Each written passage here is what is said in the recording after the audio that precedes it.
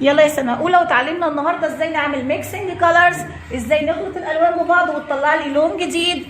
يلا كده معايا. red and yellow make orange.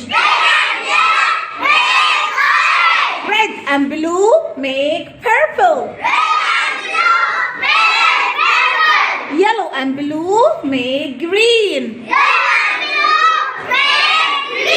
برافو عليكم. يبقى لو خلطنا ريد مع يلو هيطلع لي لون ايه؟ اورنج. ولو خلطنا ريد مع بلو هيطلع لي لون ايه؟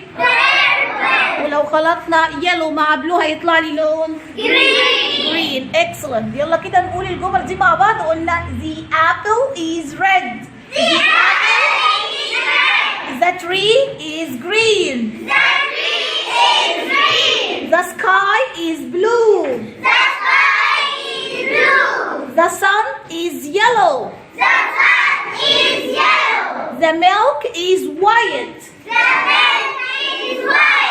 The orange is orange. وقلنا ليه في رقم 1 اول جمله قلنا the apple، وتحت برضو قلنا the orange، والباقيين قلناهم ذا. ليه؟ علشان بنطقها the لما الكلمه تبدا بحرف ايه؟ فاول. ما اقولش ذا، اقولها the apple the orange. لكن اي ذا تيجي بعدها كلمه بادئه بكونسونانت ساكن عادي بقولها ذا. اوكي؟ يبقى انا هسالكم كده تاني وانتوا تردوا عليا بقى. red and yellow make orange. Excellent, you are great. red and blue make purple. Excellent, super.